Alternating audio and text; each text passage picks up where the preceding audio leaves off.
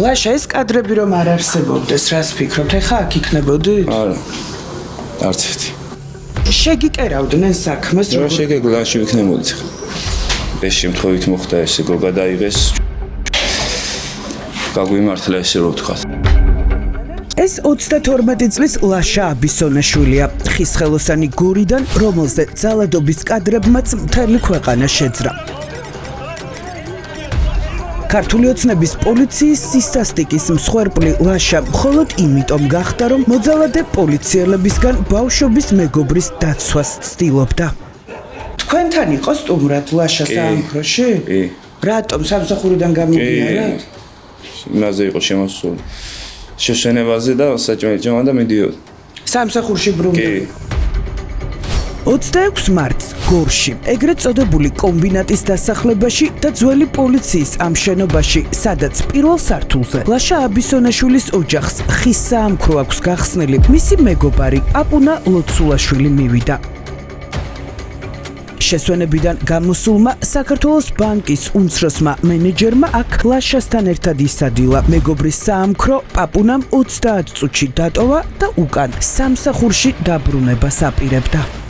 გააცილეთ ჩვენ. არა, გავიდა თვითონ და მეგობრებმა დარეკა, მანქანით მოვდივარ და მე თქვი გავალ ვეტყვი რომ ფეხით აღარ გადავიდეს, მე რომ გავედი მაგ სიტუაციაში შევესა. ხმა არ გაგიგიათ თქვენ? ეზოში გასულ ლაშა აბისონაშვილს მეგობარი აღელვებული. ადგილზე კი შკოდას მარკის თეთრი ავტომობილი და 3 პოლიციელი დახვდა. პაპუნა ლოცულაშვილმა მეგობარს უთხრა, რომ სამართალდამცველები მისთვის ავტომობილის შეჯახებას ცდილობდნენ, შენიშვნა მისცა იუკადრისეს, რასაც მასზე პირველი ანგარიშწორებაც მოჰყვა. აი, როდესაც გახვედით, რამდენი პოლიციელი იყო გარეთ? მხოლოდ 3, ერთი ავტომობილით? კი. და რა დაინახეთ, უკვე ჩხუბი იყო თუ აგინებდნენ? გადმოვიდა ხელი დამარტყაო, ეგრე მითხრა რომ მივედი. პაპუნამ გითხრა. კი. და რატო დაარტყა ხელი? მანქანა მოუშვა და რასაკეთებ, რო უთხრა მაგისგან. ანუ მანქანას აჯახებდა? კი. რა მიზეზით უბრალოდ ეს რა ვიცი, რაღაცა წამოკიდება უნდა და რა ვიცი, რა გითხრათ ეხლა. 26 მარტს კომბინატის დასახლებაში 13 საათსა და 43 წუთზე კონფლიქტის დაწყების დროს, რომ 3 პოლიციელი იმყოფებოდა, ფაქტს ჩვენს მიერ მოპოვებული ფოტოებიც ადასტურებს. მტკიცებულებები თგინდება, რომ სწორედ ამ დროს იწყებს 3 სამართალდამცველი ლოცულაშვილზე ძალადობას. ფოტოში ჩანს, რომ ბანკის თანამშრომელი მიწაზე ჰყავთ დაგდებული. თქვენ ამოიცანით ეს პოლიციელები, იცნობდით რომ სახეზე რავი, არ ვიცი, ჯერ არც უნახები ვარ, ვინ არის ვარ ვთქვი. ხო, ანუ ქალაქში ალბათ ხვდებოდით ხოლმე. 3 პოლიციელი როგორ გახდა უცებ 30 პოლიციელი? ალბათ არ ვიცი. ჩვენს მიერ მოპოვებული მტკიცებულებებით რჩება ვარაუდი, რომ პაპუნა ლოცულაშვილზე ძალადობის პარალელურად ადგილზე მყოფმა ერთ-ერთმა პოლიციელმა სამმართველოში ზემდგომებთან დარეკა და ადგილზე დამატებითი ძალები გამოიძახა. ამ ზარიდან რამდენიმე წუთში კადრში კრიმინალური პოლიციის 10-მდე თანამშრომელი საპატრულო ეკიპაჟებთან ერთად ჩნდება. პაპუნა ლოცულაშვილი ამ დროს მიწაზე უკვე შებოჭილი და ნაცემი ჰყავთ. ვითარებაში გარკვევის ნაცვლად კი ადგილზე მისული სამართალდამცველების ჯგუფი უკვე ნაცემ ბიჭზე სასტიკ ძალადობას იწყებენ. პაპუნა ლოცულაშვილის წამების და არაადამიანური მოპყრობის პარალელურად მოულოდნელად საპატრულო პოლიციის ერთ-ერთი თანამშრომელი ადგილზე ამჩნევს ლაშა აბისონაშვილსაც. პოლიციელები იწყებენ ხელოსნის გინებას, ჯგუფურ ცემას და ტერიტორიას ძალის გამოყენებით ატოვებინებენ. აბისონაშვილი კადრში აღარ ჩანს, თუმცა შაბათის ეთერთან ინტერვიუში დეტალურად ყვება, როგორც ცემა ის პოლიციამ გონების დაკარგვამდე. ეს თავზე გაქვს ეს დაზიანებები, სხეულზეც გაქვს? რა ვიგესი და ყოველდღე. ფეხზე რამე ჩაგარტყეს თუ დაეც? არ ვიცი. შეიძლება მაჩვენო? ანუ ეს დაზიანებაც მიიღეთ? ცემის დროს რამდენი გცემდათ? არ ვიცი, არ მახსოვს, თავს ვერ ვიწევდი ზემოთი. რაც უფრო ეწევდი, მე უფრო მოხვდება. თან გაგინებდნენ? კი, ისმის კიდევაც ყველაფერი კადრებში არის და რა ვიცი, ვერ ვწვდებოდი ვერაფერი შევიყავ, რომ თავსაც ვერ წერდი, მაგრამ ანუ ფეხი დაგდგათ პოლიციელმა თავზე? რა ვიცი, რა გითხრათ, არ მახსოვს მეთქი ბევრი რამ. კადრებში კი ჩანს როგორი მოქმედებითაც დაიწყეს, ეგრე გავიდა ბოლომდე. ოქროს მოწმეს ტერიტორია დაატოვებინეს, მაგრამ პაპუნა ლოცულაშვილზე ძალადობის კიდევ არაერთი სერია გაგრძელდა. ამ დროს პოლიციამ არ იცის, რომ მათ მიერ ჩადენილ დანაშაულს შენობის მეორე სართულიდან კამერები იღებენ, ამიტომ კადრულობენ ყველაფერს. ამ ვიდეო მასალაში ჩვენს ყურადღებას ერთ-ერთი სამართალდამცველი იქცევს, რომელიც როგორც სცემენ ახალგაზრდა კაცს დანაშაულის კადრებს, თავად მისი მობილურით იღებს.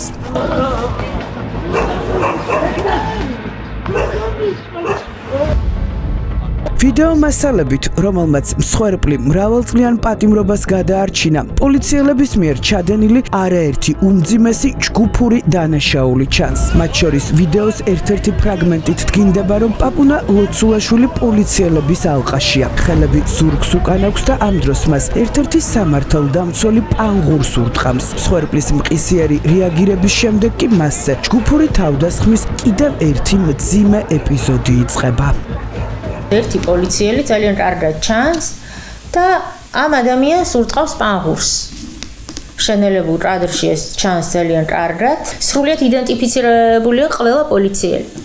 მხოლოდ აი ამ კადრიდან გამომდინარე, გვაქვს ორი კვალიფიკაცია, მხოლოდ ორ კვალიფიკაციაზე შეგვიძლია ვისაუბროთ. პირველი, აი ის პანღურის ეპიზოდი, ასე ვთქვათ, გამოვყოთ იმ პოლიციელის მხრიდან. ეს არის არაადამიანური დამამცირებელი მოპყრობა, ამაზე სტრასბურგის სასამართლოს უმსჯელია და აქვს საქმეები, აი ეს პანღური ზუსტად. უფრო მძიმე დანაშაულის შემადგენლობა იკვეთება ვიდეო მასალის ამ ნაწილშიც, როდესაც პაპუნა ლოცულაშვილს პრაქტიკულად ლინჩის წესით უსწორდებიან. ამ დროს მას უკვე ხელბორკილები უკეთია. ანუ 28 წლის ბიჭს, რომელსაც თავისუფლება აქვს აღკვეთილი და აღარც წინააღმდეგობის გაწევა არ შეუძლია, 15-მდე პოლიციელი ძირს აგდებს და წიხლებით გამეტებით ცემს. ამ ეპიზოდს თბილისის ექს-პროკურორი წამების კვალიფიკაციას აძლევს, რაც განსაკუთრებით მძიმე კატეგორიის დანაშაულია. ლინჩის წესით ანგარიშწორება, პოლიციელების ესეთი ჯგუფური მასობრივი ცემა-ტყეპა და წიხლქვეშ გარდება, ეს უკვე გახლავთ წამების კვალიფიკაცია. და ისაც რასაკვირველია ჯგუფურად, სამსახურებრივი უფლებამოსილების გამოყენებით ორი და მეტი პირის მიმართ, ანუ ის განსაკუთრებით მძიმე დანაშაულია და სასჯელს ითვალისწინებს 15 წლამდე თუ არ მეშლება. ანუ ეს არის განსაკუთრებით მძიმე კატეგორიის დანაშაულები ორივე, არა აქვს მათ ხანდაზმულობა და მათზე არ შეიძლება გავრცელდეს შეწყალება ამნისტია ან რაიმე სხვა ტიპის შეღავათები. პოლიციელების განსაკუთრებულ სისასტიკეს პაპუნა ლოცულაშვილის დაზიანებებიც ადასტურებს. შაბათის ეთერის მიერ მოპოვებულ ფოტოებში ჩანს, რომ მას არაერთი დაზიანება სახისა და თავის არეში აქვს მიყენებული, მოტეხილი აქვს ხელი და ნეკნები. პოლიციელების მიერ ჩადენილი მძიმე დანაშაულის შესახებ ალბათ ვერავინ ვერაფერს გაიგებდა და პაპუნა ლოცულაშვილიც ახლა მეგობართან ერთად ციხეში იქნებოდა, რომ არა ერთი გაუთვალისწინებელი შემთხვევა. კომბინატის დასახლებაში, სადაც ეს მძიმე დანაშაული მოხდა, ყველაზე ახლოს ეს ერთი ძველი პოლიციის შენობა დგას. შენობაში ორი ოჯახი ცხოვრობს, მაგრამ ადგილს, სადაც სამართალდამცველებმა ახალგაზრდები აწამეს, პირდაპირ უყურებს ჟურნალისტ ლადო ბიჭაშვილის ბინის ფანჯრები. აი აქ ცხოვრობ მე და ხმაური იყო რა შემომესმა ხმაური რომ გადმოვიხედე. ჯერ ერთი მოქალაქე ყავდათ წაგდებული პოლიციელები ჯგუფურად და ურტყავდნენ. მე რეალურად სახში შემომესმა იმ წაქცეული მოქალაქის ღმუილი რა. აი ის ღმუილი რომელიც ძალიან არაადამიანურ ხმებს გამოსცემდა. რასაც ყველა გააკეთებდა იმ დროს ვიფიქრე რომ გადაღება იყო საუკეთესო გამოსავალი. ფანჯრიდან ვიღებდი. აი ამ ფანჯრიდან ვიღებდი. არ ჩამოსულ ვარ თქვენოთ. ლადო ბიჭაშვილთან იმ დღეს სტუმრად იმყოფებოდა მისი კოლეგა გიორგი ახალკაციც. ჟურნალისტები გვიყვებიან, რომ უმძიმესი ანგარიშწორების კადრები ჯერ სოციალურ ქსელში ატვირთეს და შემდეგ შემთხვევის ადგილზე ჩასვლა გადაწყვიტეს. ჩავთვალე, რომ ეს იყო ერთი ჩვეულებრივი სპეცოპერაცია, ვინაიდან მე ვმუშაობ ადგილობრივ მედიაში, გადავიღე ფოტოსურათი, რომ შემდგომ გამენიუსებინა. თუმცა, აი ამ დროს კიდევ მესმის პოლიციის სირენების ხმა და უკვე ამის შემდეგ ჩავრთე ვიდეო კამერა და ვაჩვენე პირველ კადრში თუ როგორ შემორბიან პოლიციელები. ფანჯრიდან ხდება გადაღება. პოლიციელები მოვიდნენ თუ არა ადგილზე, მათ არ უცდიათ ვითარების გარკვევა. ისინი პირდაპირ ფიზიკურ ანგარიშწორებაზე გადავიდნენ. ის ადამიანი გადაათრიეს ოდნავ მოშორებით ბალახებში. ურტყავდნენ, არ ვიცი ვინ, როგორ ანერად, ყველა ურტყავდა. ჩემთვის პრევენცია აღმოჩნდა აი ამ ვიდეო მასალის პირდაპირ ქართლის ამბების Facebook გვერდზე ატვირთა, რადგან მე არ მქონდა გარანტია, როდესაც ჩამოვიდოდი აქ და პირდაპირ ეთერში მუშაობას დავიწყებდი. ისინი არ წამართმევდნენ მობილურ ტელეფონს და ეს ფაქტი არ გაქრებოდა საერთოდ და მე მოდი და გვემტკიცებინა, რომ იცით რა, პოლიციელებმა მანამდე იძალეს.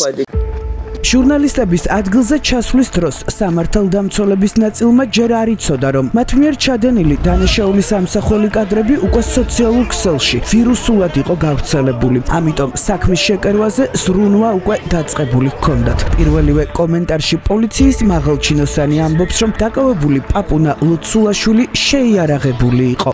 ფიზიკური ანგარიშწორება რატომ მოახდინეთ დაკავებულს? გადავიწიოთ. შეგიძლიათ. რას უკავშირდება? ცივი არაღი ხონდა თან, გადავიწიოთ. ხო გაუნებელყოფილი იყო უკვე სამწუხია. დანა, რომელზეც პოლიციის მაღალჩინოსანი ლაპარაკობს, არ არსებობს.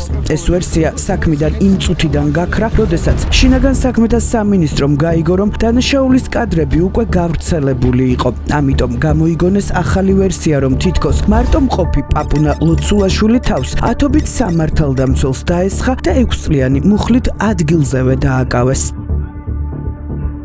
ცივი იარაღი არსად არ ჩანს, ეს მაგალითად გამონათქვამი, რაც ერთ-ერთმა მაღალჩინოსანმა გააკეთა პირდაპირ მეტყოლებს იმაზე, რომ იწყებოდა საქმის გაყალბება. იწყებოდა კი არა, დაიწყო კიდევაც. ანუ ესე ხო ვერ დააკავებდნენ, ისე იზოლატორში ხო ვერ გადაიყვანდნენ, ესე იგი შეკერეს საქმე ვიღაცები გამოკითხეს, მერე გადაიყვანეს იზოლატორში, მაგრამ როდესაც კადრები გასაჯაროვდა, როდესაც საზოგადოების ამხელა ინტენსიური ჩართულობა იყო, როდესაც ადვოკატები ჩავერთვეთ, მაშინ მივხვდე რომ მათ უკან უნდა დაეხიათ და ამიტომაც პაპუნა გაანთავისუფლეს. საზოგადოების პროტესტის შემდეგ პროკურატურა იძულებული გახდა ნაცემი და ნაწამები კაცი იზოლატორიდან ბრალის წარდგენამდე გამოეშვათ. სისტემამ საბოლოოდ აღიარა, რომ პოლიციამ დანაშაული ჩაიდინა, თუმცა მოძალადე სამართალდამცველებს არა წამების და არა ადამიანური მოპყრობის მძიმე მუხლებით, არამედ ძალადობის კვალიფიკაციით ასამართლებენ. რა სიტყვით დღეს? ვიცი, ეს უსამართლო სამართალდამცავები რო დაისაჯონ. 6 პირია დაკავებული. 6 არ არის, მეტი იყო. ეს რის მიხედვით დაიჭირეს, ვიღაცამ ერთხელ დაარტყა, ვიღაცამ ორჯერ, ყველა დამნაშავეა, მან 6-ზე მეტი იყო. ეს მორალურად და ფიზიკურად მიწასთან არის ჩემი შვილის პაპუნას გასწორებული. ასევე მეც, რა თქმა უნდა.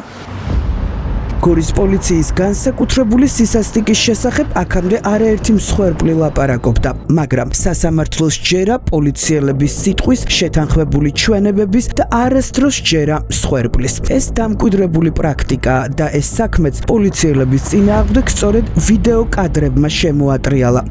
მე ვფიქრობ, ორივე იქნებოდა მსხვერპლი, მაგრამ ამ კადრების მსხვერპლი გახდნენ თავად სამართალდამცავები. როგორ ფიქრობთ, აი სისტემას დაუმტკიცებდით, რომ უდანაშაულო იყო თქვენ? რა თქმა უნდა, ვერა. თუ არ იქნებოდა ფოტომასალა, ვერ დაუმტკიცებდით, ვერ გავიტანდით ჩვენ სიმართლეს, იმიტომ რომ უსამართლობა იყო მომხდარი. მაგათი მხრიდან და მაგათ რას დაუმტკიცებდა უდანაშაულო რიგითი მოქალაქე. როგორც უნდათ გააკეთებდნენ და შეკერავდნენ საქმეს, ისე როგორც თვითონ მიაჩნდათ სწორად. სასტიკი ძალადობის საქმეზე ციხეში 6 პოლიციელია. ისინი სასამართლომ წინასწარ პატიმრობაში უკვე გაუშვა. თუმცა გამოძიება მიმდინარეობს ნაცემი პაპუნა ლოცულაშვილის წინააღმდეგაც. შინაგან საქმეთა სამინისტრო ამტკიცებს, რომ მან ერთ-ერთ პოლიციელს ქვა ჩაარტყა. პირველი პროპაგანდა, რომელიც წამოიწყეს პირველ ტალღა, ის ჩავარდა, ძალიან კარგად ნახეთ ხო? კი, ჩავარდა, აღნიშნული ტალღა, ეხლა იფიქრეს და მეორე ტალღა დაიწყეს ეს გამოგონილი რამ, არსად ქვა არ ფიგურირებს, არსად რავი, ქვა არის ამოღებული, არსად არ არის, ქვა ამოღებული, ეს არის პირდაპირ დისკრედიტაცია ადამიანის. სად არის ქვა, რომლითაც შინაგან საქმეთა სამინისტროს მტკიცებით ბანკის თანამშრომელმა პოლიციელს დაზიანება მიაყენა. პანდის საფუძველზე დაიწყეს ძიება გორის პოლიციის სამმართველოში ნაცემი ლოცულაშვილის წინააღმდეგ. ამ კითხვებზე პასუხების მისაღებად შაბათის ეთერი პოლიციაში მივიდა. მე ვეცებ ბატონ სერგის, რომელიც მივიდა შემთხვევის ადგილზე და რეაგირება არ მოახდინა. თქვენ კონცერტებს რას ნიშნავს? კონცერტი ის იყო, რაც ვნახეთ მთელმა საზოგადოებამ. მე ვატარებ კონცერტ, სოლო კონცერტი ქონდეთ თანამშრომლად. სერგი ბზიშვილი, შიდა ქართლის პოლიციის შეფი, რომელიც ახალგაზრდების ცემის შემდეგ შემთხვევის ადგილზეც მივიდა და სავარაუდოდ ლოცულაშვილის დაკავებაზეც თანხმობა გასცა დაიმალა. მის თანამშრომლებს კი პასუხები არ აქვთ. ამ სამმართველოდან რომ გავიდა ამდენი პოლიციელი, რა შეტყობინება შემოვიდა ბატონო? ეგ მიმართეთ პრესს. ანუ მართლა მაინტერესებს, რისთვის მივიდნენ? სერგი რისთვის მივიდა? იქ დეპარტამენტის დირექტორი. ყველაფერზე სამართლებრივი რეაგირება არის მომხდარი. იცით ყველაფერი პროკურატურა აწარმოებს სისხლის სამართლის საქმეს, შესაბამისად ნებისმიერ საკითხთან დაკავშირებით მიმართეთ უწყებას, რომელსაც პროკურატურა ქვია და ამომწურო პასუხს გაქცევენ. დიდი მადლობა. ჩვენ შინაგან საქმეთა სამინისტრო ამ კონკრეტულ ფაქტზე გამოძიებას არ ვაწარმოებთ, შესაბამისად არ შეგვიძლია. ერთი კითხვა შეიძლება. შესაბამისად არ შეგვიძლია პასუხი. თქვენი თანამშრომელი იქ ამბობდა, რომ დანა ქონდათ.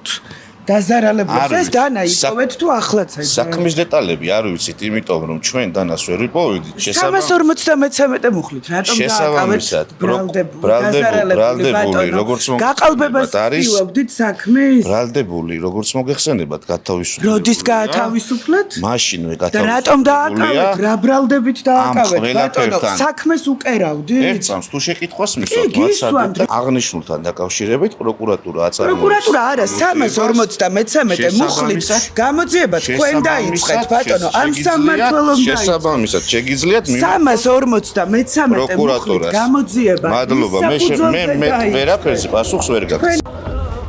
გორში მომხდარი სასტიკით ზალადობის მოტივზე არაერთი ვერსია გავრცელდა. ერთ-ერთის მიხედვით შესაძლოა პაპუნა ლოცულაშვილზე ზალადობა ერთ-ერთი სამართალდამცველის მიერ წინასწარ პროვოცირებული იყო. მიზეზი კი ავტომობილების ქვეყანაში შემოყვანის გამო წლების წინ მათ შორის მომხდარი გაუგებრობა სახელდებოდა. სწორედ ამ ფაქტს უკავშირდებოდეს შესაძლოა ერთი წლის წინ მის სახლში ჩატარებული ჩხრეკაც.